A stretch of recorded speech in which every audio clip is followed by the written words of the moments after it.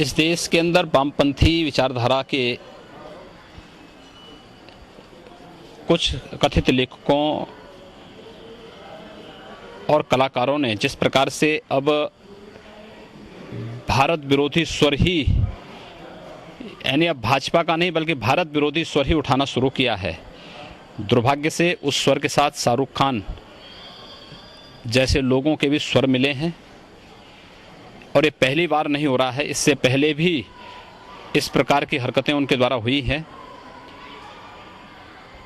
शाहरुख खान को इस बात को याद रखना चाहिए कि अगर इस देश का बहुसंख्यक समाज उनकी फिल्मों का बहिष्कार कर देगा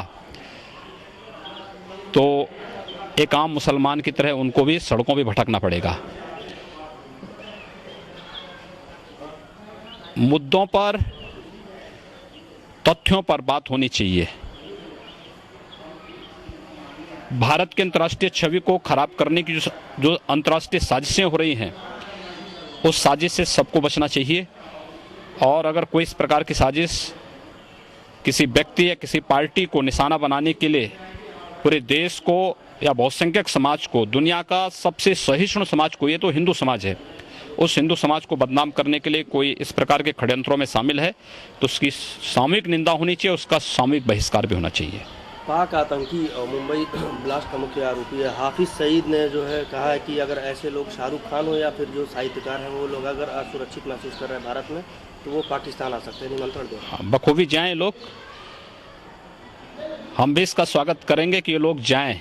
कम से कम भारत को बदनाम करने वाले लोग अपनी वास्तविकता और अपनी औकात को भी समझेंगे। एक बार जामा मस्जिद के इमाम ने पाकिस्तान जाकर के देखा था, जब कुत्तों की तरह उसको दुत्कारा गया था वहाँ से, तो उसी प्रकार से यही हाल इनको भी होंगे। आतंकी ऐसा कह रहा है, मैं कह रहा हूँ ना, चाहे ये लोग आतंकी भाषा ही यहाँ बोल रहे हैं। मुझे लगता है शाहरुख खान की भाषा में और हाफिज सईद की भाषा में कोई अंतर नहीं है।